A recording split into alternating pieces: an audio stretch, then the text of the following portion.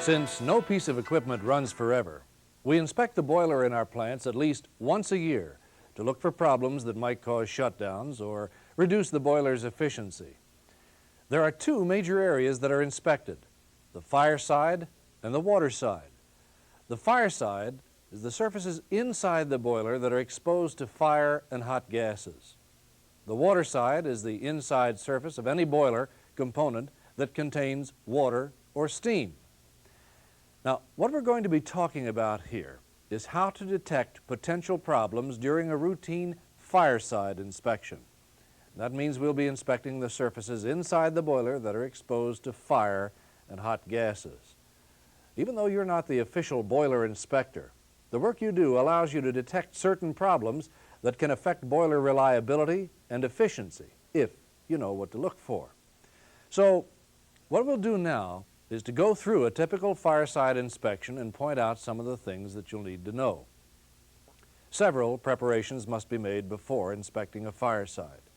Before you begin, check with your boiler operator to make sure that bottom ash has been pulled and all soot blowers have been blown.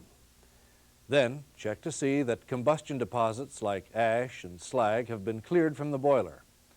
You won't be able to get all of them, but the inside of the boiler should be as clean as possible. The boiler should be shut down and tagged out. Now, tagging out guarantees that none of the valves will be tampered with during inspection. Once the valves are tagged out, access and inspection doors should be opened to cool down the boiler. Immediately after shutdown, and while the boiler is still hot, go to every opening in the boiler and listen for leaks. If there's evidence of leaks, note the location. After you've listened for leaks, the boiler should be cooled down.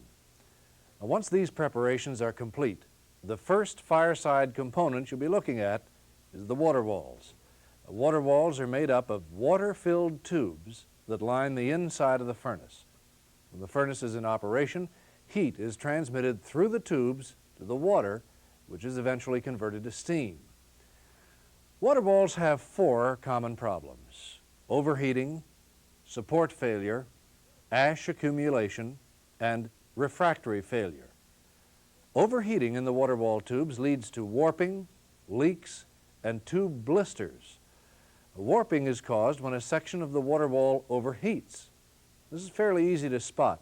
It may be indicated by a large number of leaks in a small area of the water wall. Now, tube blisters, like these right here, are bulges in the tube surface, which form when the tube metal becomes so hot that it softens and is pushed out by the boiler pressure. Now, the next problem, support failure, shows up in the water walls as vertical misalignment of its tubes. Water walls are attached to headers that are usually hung from the top of the boiler. Now, if the supports holding up a section of the wall break, that section will sag. And if that happens, you'll see a section of tubes that is lower than the others. It's important to check this out because support failure could lead to the collapse of the entire boiler. Now, the third problem affecting water walls is excessive ash accumulation. This can be plainly seen by looking at the water walls. There are two kinds of ash accumulation to look for: ash that adheres to the entire water wall and clinkers that are fused to it. Now, clinkers are dangerous since they are large and they can hurt someone if they fall. Be sure to clean them away before working inside the boiler. Now, another problem we need to discuss is refractory failure. This is a piece of refractory right here. It acts as insulation in the boiler. Refractory failure usually occurs wherever refractory is exposed on the inside of the water wall. Typical areas where you can see refractory are the burner openings, the ash hopper area, inspection doors, and air inlets. And what you should look for are things like general deterioration, or cracks, or water damage.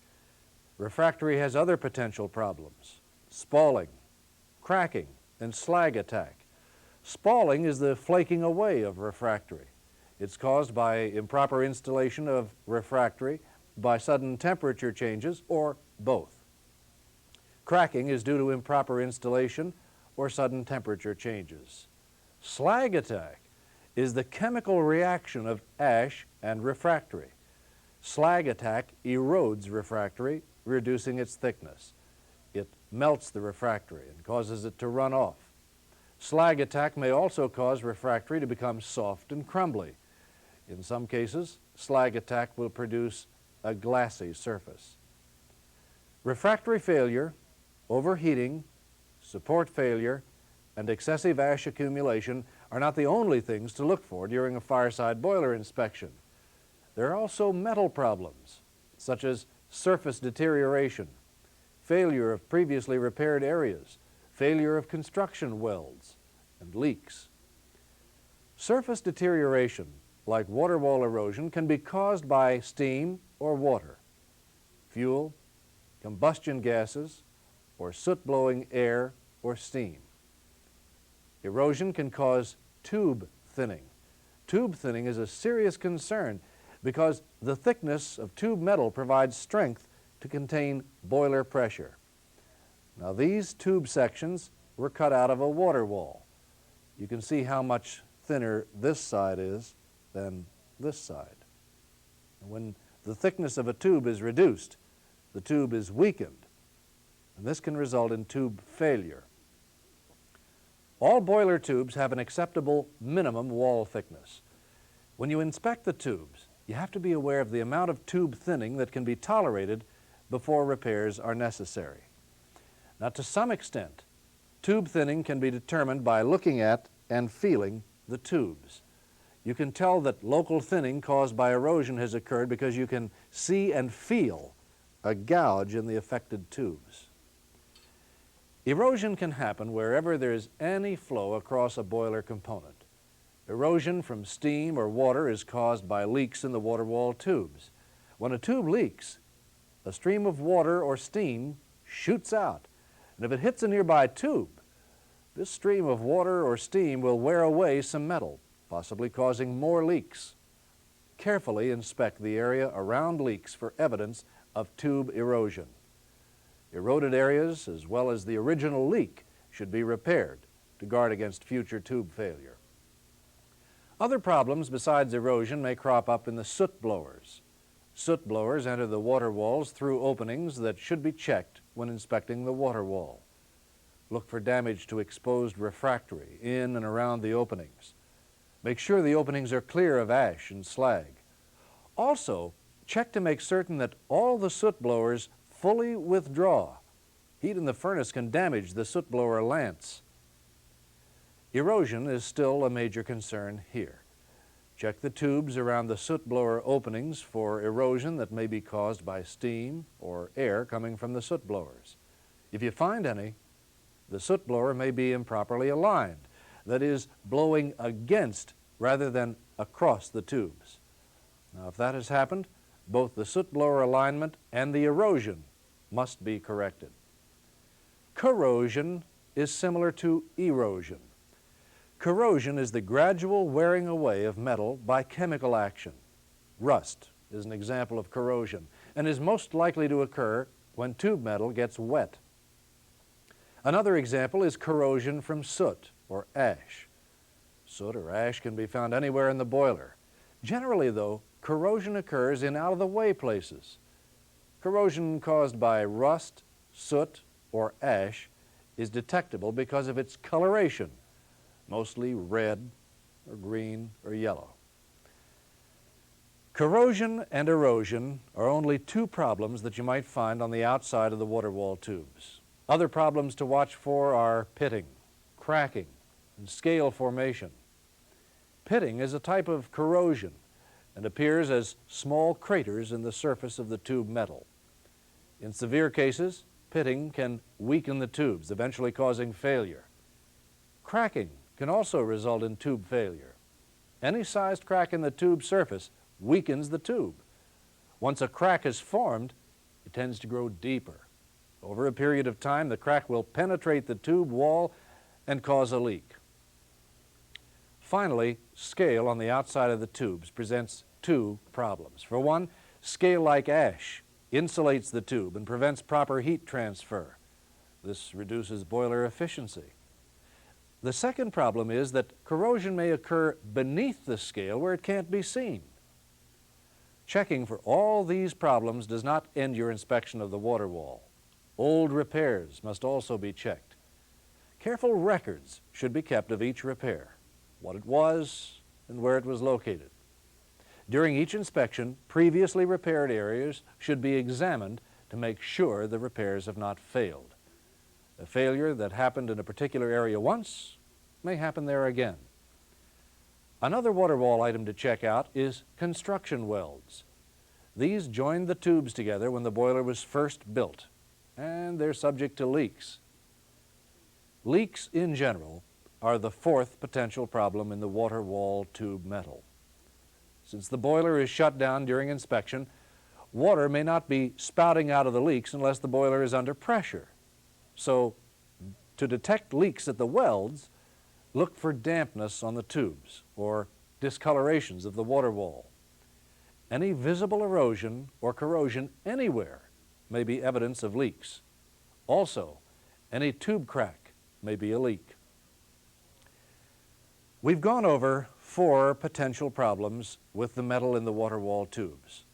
Surface deterioration, including erosion, corrosion, pitting, cracking, and scale formation. Failure of previously repaired areas. Failure of construction welds. And leaks. Earlier, we covered preparations for a fireside inspection and many of the problems you must look for in the water walls. Let's pause for a few minutes so you can review all of this material before we continue.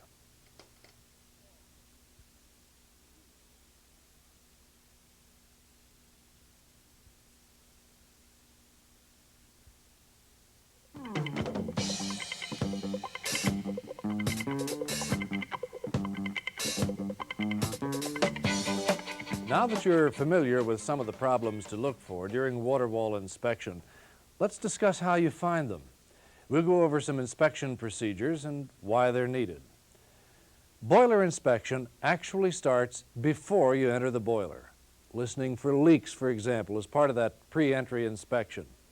Most of the inspection, though, takes place after the boiler has cooled down and you can get inside. Once inside the boiler, you can determine the exact location of leaks identified during your pre-entry inspection. You might be wondering how you can get close enough to the boiler components to inspect them. After all, a good-sized boiler may have water wall 150 feet tall, and it's difficult to see the kind of details we've been discussing if you're looking up at them from the bottom. Well, there are 2 ways of coping with this distance: movable and fixed scaffolding. A movable scaffold, like a spider, can be used for looking over most of the water wall. Fixed scaffolding can be erected inside the furnace to reach areas that need to be inspected. You probably won't use fixed scaffolding unless extensive work must be done on the water wall. Scaffolding can be hung from the furnace roof or built up from the bottom of the furnace. Fixed scaffolding provides a stable work platform, but it takes a long time to build. You can also inspect the water walls from the bottom of the furnace and through the inspection doors. It's easy and quick, but it's not very thorough. Using a spider is more thorough, while fixed scaffolding gives access to a larger area. Whatever method is used, the best possible lighting should be rigged in the boiler in order to improve your visibility. When you begin the inspection process, there are several tools that you should have with you: an inspection mirror, a small hammer, a scribe tool or knife, a wire brush, and a flashlight. An inspection mirror will be useful when you look at the water wall through the inspection doors. Use it when inspecting places in the water wall that are not easily accessible. Now, a scribe tool or knife is used to scrape away ash buildup and scale to expose the bare metal. A wire brush can also scrape away ash and scale. A flashlight is needed because the boiler's normal lighting may not be adequate. One inspection procedure that may require a special tool is detecting tube thinning. Now, sometimes tube thinning can be determined simply by looking at or touching the tubes. you might feel a gouge or depression. Some thinning, though, is harder to detect and can only be determined by an ultrasonic measuring device. Now, an ultrasonic measuring device uses a high-frequency sound beam to measure the actual thickness of the tube. The measurement can then be compared to the minimum allowable wall thickness to determine if repairs are necessary. Accurate ultrasonic measurement requires a clean metal surface.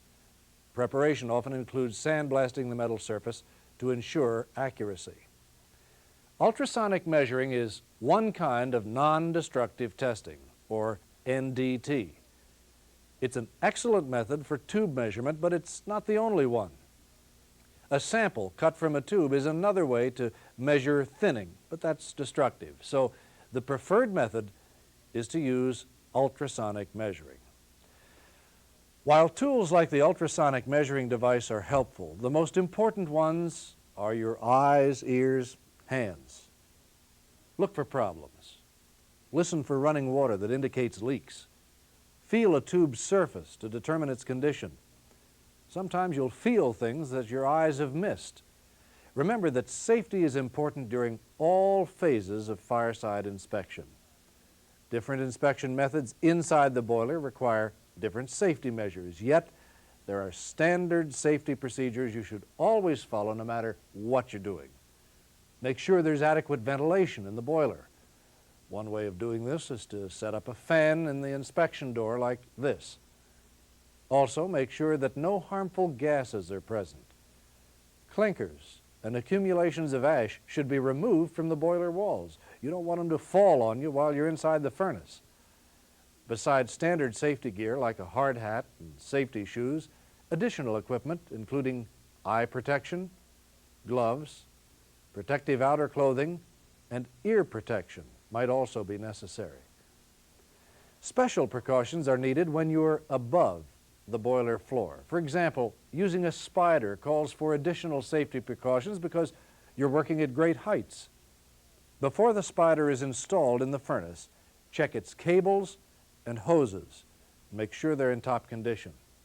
When you're ready to go up, have all your tools with you. These should be tied to you or to the spider. You don't want them falling on someone below. Wear a safety harness with safety lines attached. Also, check how much weight the spider can carry to ensure against overloading. Watch for chafing of the spider cable, and don't forget to read through your plant's safety manual and comply with all of its requirements. Fixed scaffolding also requires special safety precautions. If you use scaffolding, make sure it complies with your plant's safety manual. Again, don't overload it, and secure all tools. Whether you're using a spider or scaffolding, if you find an unusual condition or a failure, you should photograph it. Photographs make your description of the problem easier to understand, and they serve as a permanent visual record of what went wrong. Well, we've now covered general tube thickness and soot blower problems, visual inspection techniques and ones that use measuring devices, and the importance of safety precautions. So take a few minutes now to clear up any problems or questions you might have.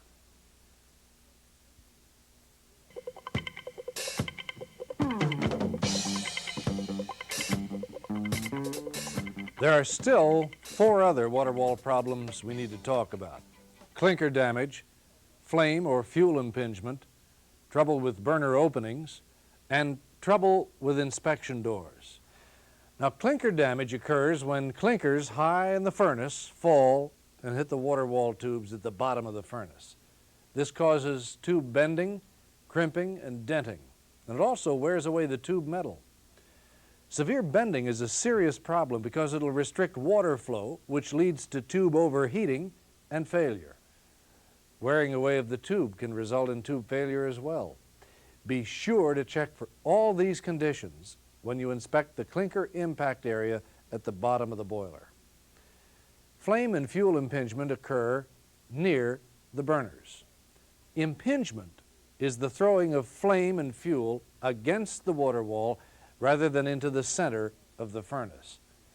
Flame impingement can be detected by discoloration or blistering of boiler tubes in the burner area. Fuel impingement is found in the same general area as flame impingement and causes tube erosion. Look for this erosion as well as fuel accumulation to detect fuel impingement. Another case of fuel impingement is faulty burners that throw unburned fuel across the furnace. If you find fuel impingement, you're likely to find flame impingement as well, so be on the lookout for both. If you find fuel or flame impingement, the burners must be examined carefully. Burner parts must be checked for wear due to erosion, damage from heat, and improper alignment. If there's evidence of flame or fuel impingement on the water wall, check your boiler's manufacturer's manual for alignment instructions. Refractory at the burner opening should also get close attention. This refractory is exposed to particularly high temperatures. While checking this refractory, look to see if ash and slag have accumulated on the refractory or in the burner opening. Now, they could prevent proper burner operation by obstructing the burner openings where fuel enters the boiler. Burner openings in the water wall contain air ports that supply combustion air to the furnace. Sometimes air ports are built directly into the burner. These should be inspected to make sure they are clear and are allowing a free flow of gas. Also, make sure they're not deformed. Deformed air ports alter the correct pattern of air flow. When looking at inspection doors from inside the boiler, watch for two things: blockage from ash or slag accumulation and deterioration of the refractory in the inspection door openings. While checking the water wall, inspect the radiant superheater if your boiler has one. A radiant superheater is built into the furnace wall just above the water wall. Since the radiant superheater is located in the same area as the water wall, you should inspect both at the same time. Radiant superheaters can have the same problem as any other boiler component. These include overheating, support failure, excessive ash accumulation, and failure of refractory around the superheater. Typically, this refractory will not be inside the superheater, but found in the walls near the superheater. Also, look for metal problems: erosion, corrosion, pitting, cracking, or scale on the tube surfaces, failure of construction welds, and leakage. Finally, since radiant superheaters are made of tubes, you must also check for tube thinning, soot blower problems, and deterioration in those areas where tubes enter and exit the boiler. Radiant superheaters can have many of the same problems as the water wall because both are located in the same general area. These same kinds of problems occur throughout the entire boiler, but most components also have some individual features that require inspection. As I've said, many of the problems that affect the water walls can occur throughout the boiler. With that in mind, and remembering that your inspection actually begins while the boiler is still pressurized, let's talk about problems and problem areas in the superheaters and reheaters. There are many names for superheaters based on the way they absorb heat, their location in the boiler, and their tube arrangement. Superheater names will vary from plant to plant, but we'll cover some typical ones. We've already talked about one type, the radiant superheater. Now we'll discuss some others: the platen, pendant, and horizontal superheaters. We'll take them as a group because their construction and kinds of problems are very similar. We'll include reheaters here for the same reason. Remember, superheaters and reheaters are different components, but they are built in much the same way and suffer from similar problems. So the material we'll cover applies to both. General problems that show up in superheaters and reheaters include overheating, support failure, excessive ash accumulation, and refractory failure around the superheaters. Overheating in superheaters and reheaters can be detected by warping, leaks, and tube blisters. Warping is immediately apparent when you examine the component. Superheater and reheater tubes are supposed to be in line and parallel to each other. If warping has taken place, the tubes will literally stick out like a sore thumb. Warping may also cause an additional problem. Warping alters the distance between tubes, which in turn changes the flow pattern of the gases passing through the superheater. The flow can then become channeled in such a way that erosion increases on some tubes while ash builds up and collects in other places. Check for these when you find warping. And while you're in the area, be on the alert for leaks. If you find a leak in the superheater or reheater tubes, the area around them should be inspected for blisters. Blisters are an indication of overheating. Blisters can be pretty hard to find, especially if they occur on a tube inside the superheater bundle. One way to check these hard-to-find blisters is to shine a light along the length of each tube. And if a tube is blistered, the blister will cast a shadow. It is important that you recognize warping, leaks, and tube blisters as symptoms of overheating. Understanding the primary cause of these problems will make a difference in the way you deal with each one. For example, there might be operational adjustments that can be made to correct overheating. Another general problem in superheaters is support failure. Watch for support failure when inspecting the superheaters. Total support failure is a very serious problem because it can lead to collapse of the superheaters. Pendant and platen superheaters are suspended from the top of the boiler.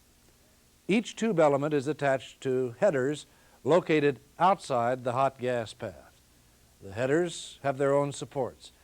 If the header supports break, you may not be able to see the break itself, but you will notice that the superheater tubes are out of position. Another thing to look for during superheater inspection is clip and tie bar failure. Clips and tie bars hold the superheater elements in proper position in the hot gas path.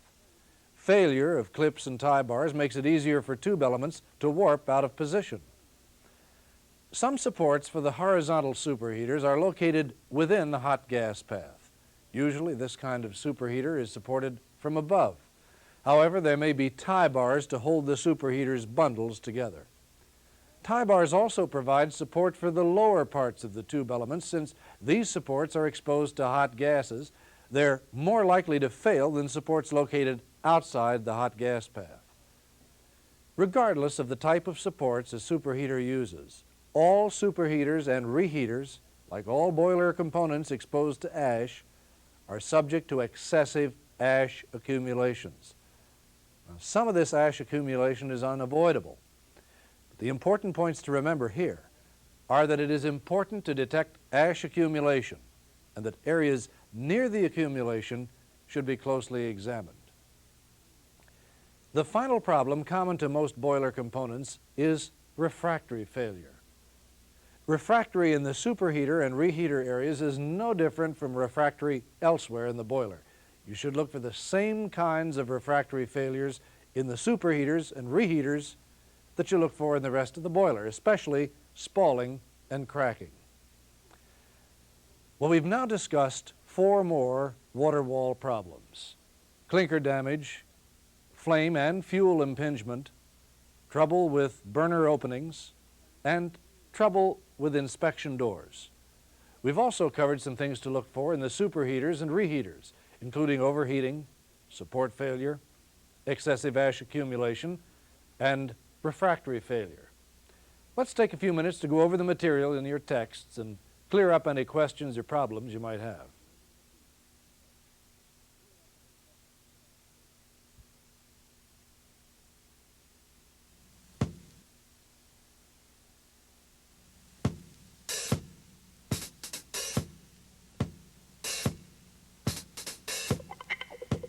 There's another group of problems in the superheaters and reheaters that's common to all metal boiler components.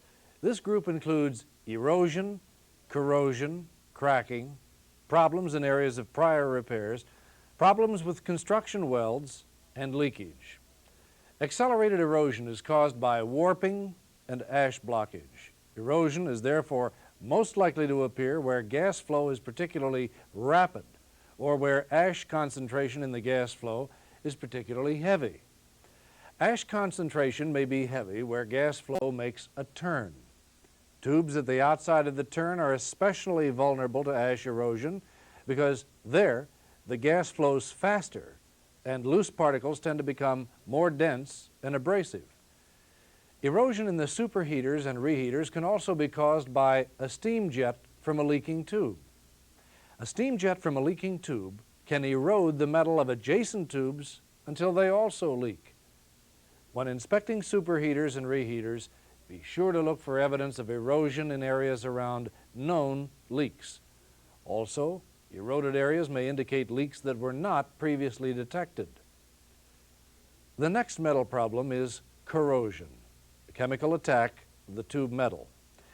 Corrosion can be caused by the metal's exposure to air and water, resulting in rust, exposure to acid formed by sulfur in the fuel combining with water, and exposure to corrosive scale. Corrosion can be indicated by discoloration or pitting of the tube metal. Tubes with scale on their outside surfaces should be scraped in several places to determine if corrosion is taking place beneath the scale. Corrosive scale is most common in oil-fired boilers, so be alert for corrosive scale when inspecting oil-fired boilers. Regardless of the fuel used to fire a boiler, all tube surfaces must be inspected for erosion and corrosion. Something else to look for on the tube surface is cracking. Superheater and reheater tubes are more susceptible to surface cracks than water wall tubes. This is because superheater and reheater tubes operate with higher metal temperatures than water wall tubes. Another area of concern are places in metal components that have been previously repaired. Prior repairs must be inspected closely. To inspect them, you need to review the records of what work was already done. These records also indicate which areas of the superheaters have had past problems, and that should give you some idea of where you might expect future trouble. Construction welds present other areas for potential failures. It's particularly important to inspect welds in the superheaters and reheaters because they may connect two different metals. Superheaters and reheaters are often made of several different metal types. Bimetallic welds join two kinds of metal and are especially prone to failures. Attachment welds may also be found in the superheater. These welds hold support clips on the tubes. Tube failures are common in the areas around these welds. The final problem concerning metal components is leakage. And remember, right now, we're talking about inspection with the boiler depressurized, so you might not see the leakage. However, any evidence of leakage should be noted, the source of the leak determined. This may require some very careful investigation. But one way to detect leaks when the boiler is shut down is to use compressed air to pressurize the superheater. This makes it possible to hear air escaping from any leaks. Well, now that we've talked about problems with metal components, we'll discuss two more problems that occur in tube-type components: tube thinning and soot blower problems, both of which also showed up in the water walls. Tube thinning affects the tube's strength and ability to contain pressure. It can sometimes be detected by direct observation, but for a more precise measurement of tube thinning, an ultrasonic instrument must be used. Now, with this, you measure tube thickness on a worst-case basis. For example, if one section of the tube exhibits severe ash erosion, you would take measurements in that area. Wherever a tube has a bend in it, you have a possible area for erosion. Erosion takes place on the inside of the tube, but it is usually detected from the outside. Measurement from the outside of the bend should indicate whether tube thinning from erosion is occurring on the inside of the tube. Soot blowers are the source of other problems in tube-type components. If your boiler uses retractable soot blowers, the soot blower openings should be inspected. Look at the refractory conditions, making sure the openings are free of ash and slag.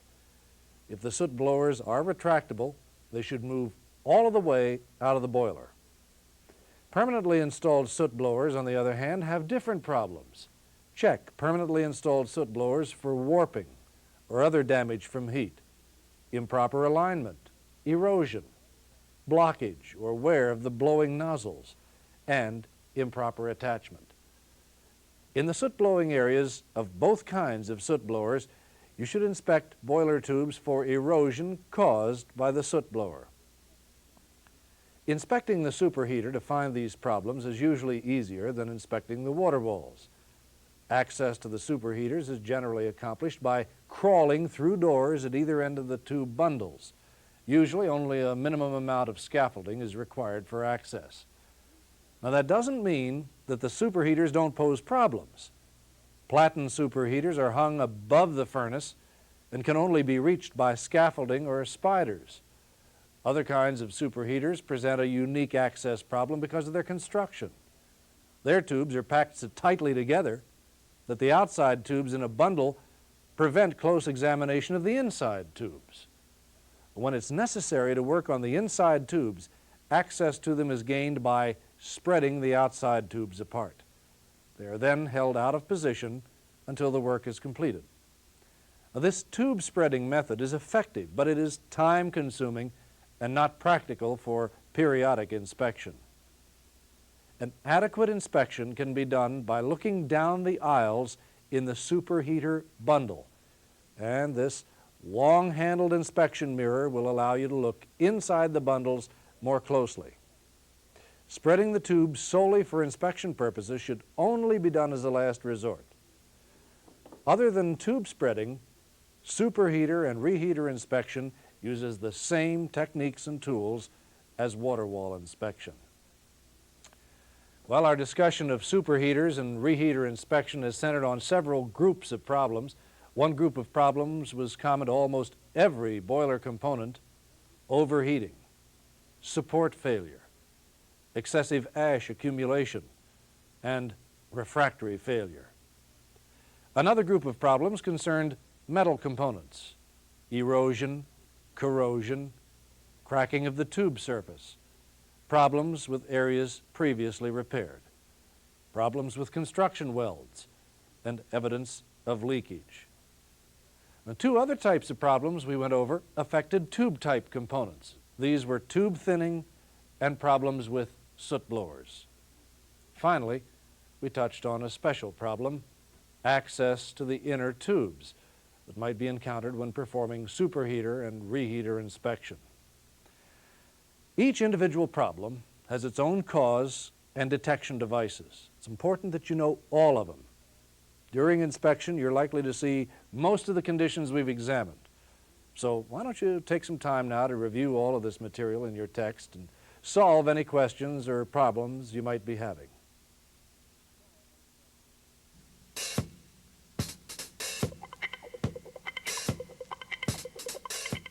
So far, we've inspected the water walls and the superheaters and the reheaters. Well, it's time now to inspect two more boiler components: the economizer and the bottom ash hopper. Economizers are affected by general boiler problems: overheating, support failure, excessive ash accumulation, and refractory failure. Since the economizer is a tube-type component, it's also subject to tube thinning and soot blower problems. Excessive ash accumulation is a particular problem in the economizer. Most economizer tubes have fins or gill rings that can become blocked with ash more easily than bare tubes. There's another problem. Economizers are subject to accumulations of unburned fuel. Now, this is a fire hazard and is potentially explosive. When checking for ash blockage in the economizer, be sure to see if the ash includes unburned fuel. The economizer should also be checked for erosion, corrosion, general surface deterioration, problems with old repairs, problems with construction welds, and evidence of leakage. Economizer tubes are especially prone to corrosion because the economizer area has the lowest temperatures of the components we've discussed, so condensation is more likely to form in the economizer. Condensation leads to corrosion, especially if the boiler fuel has sulfur in it. Corrosion often shows up in the row of tubes where the hot gases leave the economizer. Comparing the outlet row of tubes with that of the inlet row of tubes should give you some idea of how much corrosion has taken place throughout the economizer. To inspect the economizer, techniques are used that are similar to those for inspecting the superheater.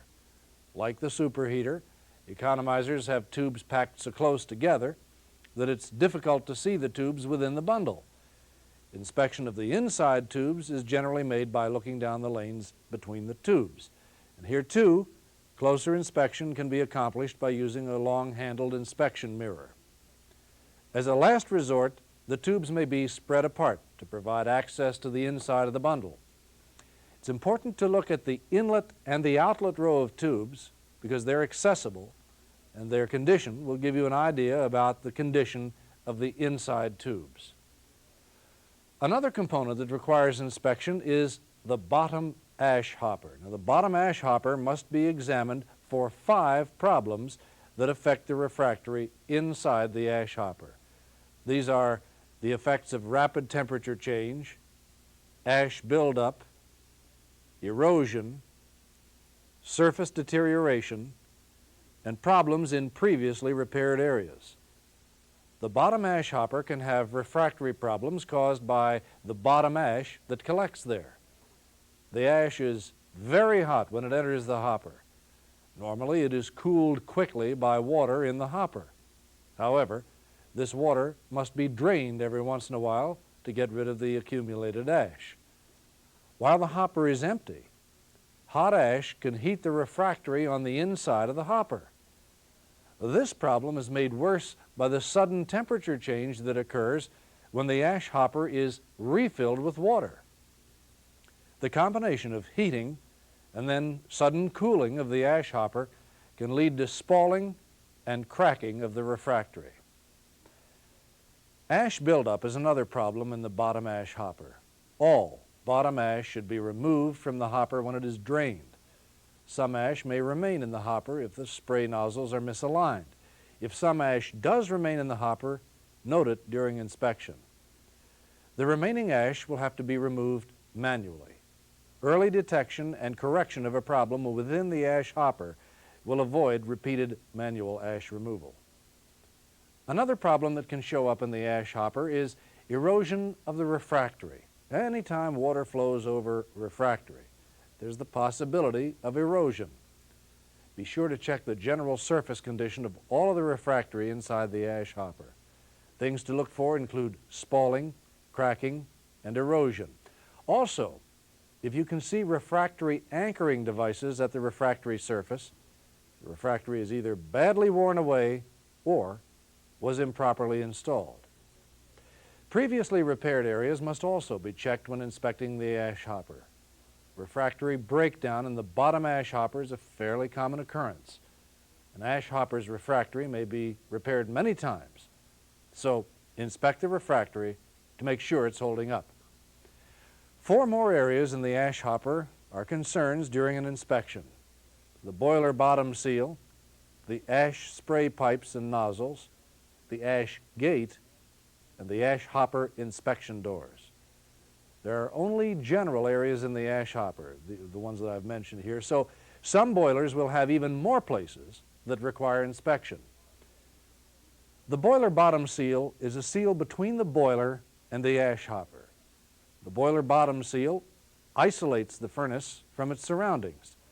2 typical seal types are the corrugated seal and the sliding seal.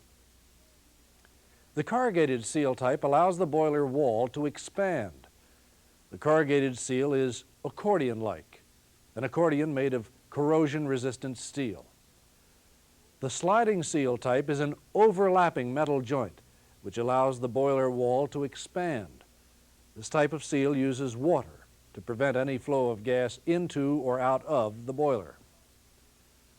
Boiler bottom seals should be inspected for the 5 basic common problems we discussed earlier: overheating, ash buildup, erosion, general surface deterioration, and problems with old repairs. In addition, the metal parts of the seal may be corroded. Your inspection should verify that the seal between the ash hopper and the boiler is tight. Also, there must be nothing to prevent the expansion of the water wall. If you have any question regarding how your boiler's bottom seal works, consult your boiler manufacturer's instruction book. Most ash hoppers use pressurized water to stir up the bottom ash being removed from the boiler. This helps get all of the ash out of the boiler. Pipes and nozzles are used to direct the water spray. You must inspect these pipes and spray nozzles for ash blockage and misalignment caused by clinkers falling on them. The nozzles are aligned correctly if they direct their spray towards the ash gate, that is, where the ash leaves the boiler. And the nozzles should not spray directly at the refractory. That'll wear it away. The bottom ash hopper's ash gate should be inspected for proper operation by opening and closing it several times. The ash gate is underwater most of the time, so it has its own seals to prevent leakage. When you inspect the ash gates, these seals should be checked for any signs of leakage. These include corrosion, nicks, tears, burn spots, and torn gaskets. Like the ash gate, some of the ash hopper inspection doors are usually underwater. These must also be examined for leakage. All the inspection doors should be checked to verify that they're in good working order. Well, we've now discussed inspections of the boiler's economizer and ash hopper area. You've seen some of the potential problems. You should have a pretty good idea of what to look for when inspecting the inside of a boiler. When your inspection is finished, there's one final procedure you must never forget. Be absolutely sure that no one is left inside the boiler. Now, this may sound obvious, but it's truly a matter of life and death. Be positive that no one is left inside that boiler after inspection. Also, before putting the boiler back into normal operation, clear away scaffolding, tools, rags, anything else you may have brought inside. In short, after inside inspection, empty the boiler of everything: people, equipment, trash. Now, that's the last step for inspection inside the boiler.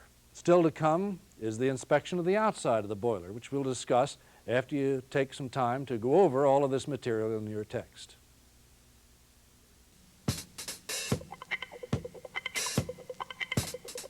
So far, we've been inspecting the inside of the boiler. However, the exterior of the boiler requires inspection too. Outside inspection means the boiler casing and dead air spaces where headers are located. Before you begin the inspection, talk to the operators. Find out if they know any of the problems with the boiler casing, problems like leaks, hot spots, or blistered paint. Operators can save you time and trouble, so don't hesitate to ask them questions about the boiler.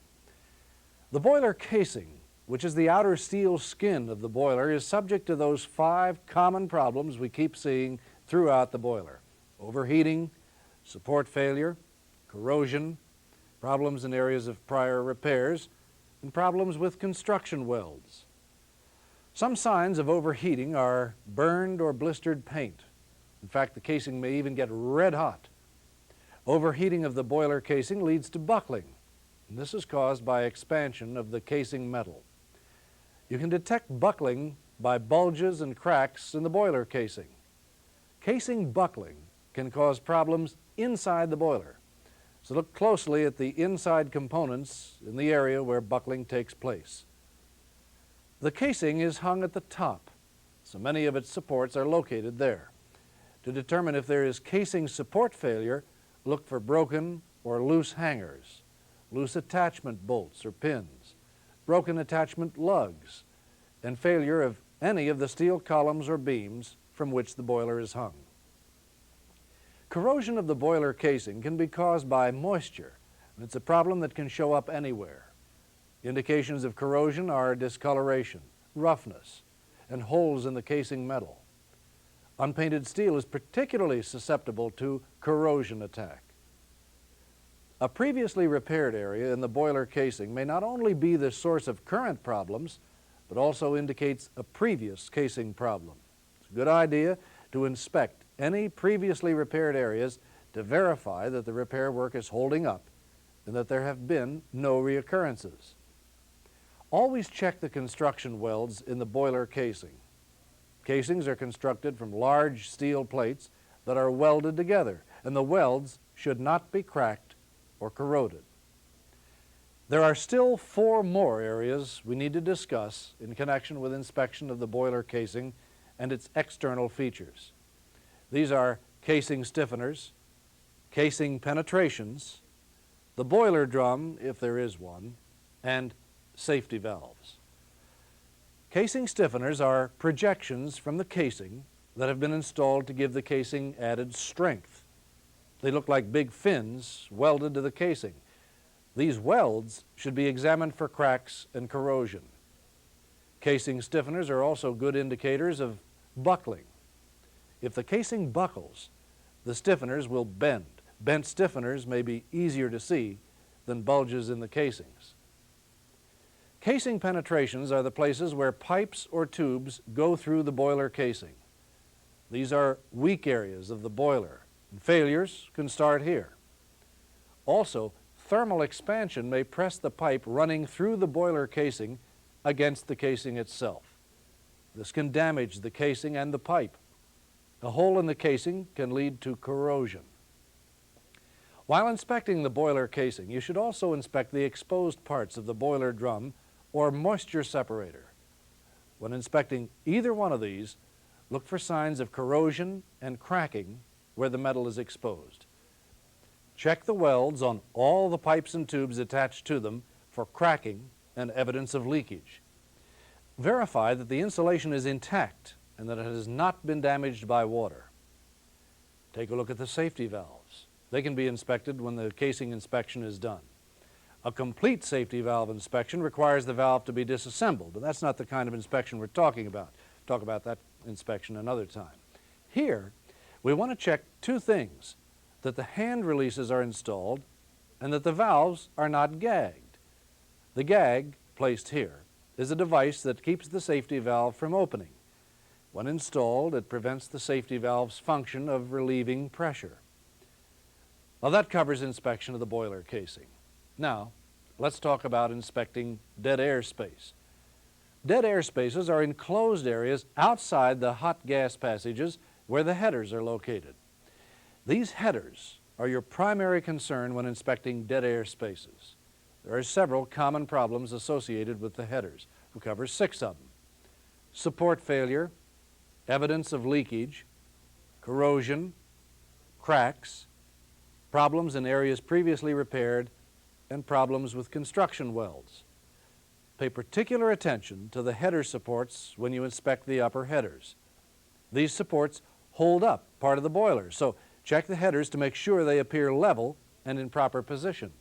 When incorrect, these are both indications of support failure. Watch for broken or loose hangers, loose attachment bolts, loose pins or straps, and broken attachment lugs.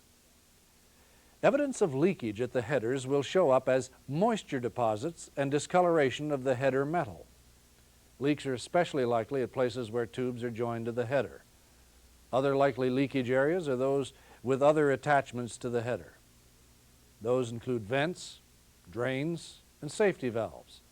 You should check the handhole plates for leakage. Corrosion can also be a sign of leakage. However, keep in mind that corrosion is a problem all by itself. Check for corrosion in the same places you check the leaks. Corrosion can be detected by discoloration of the header metal. Cracks in the headers are something else you must watch for. Look for cracks in both the header metal and in the welds in the headers. Check all the welds, both the weld repairs in the header and the construction welds. While you're checking them for cracks, also look for corrosion.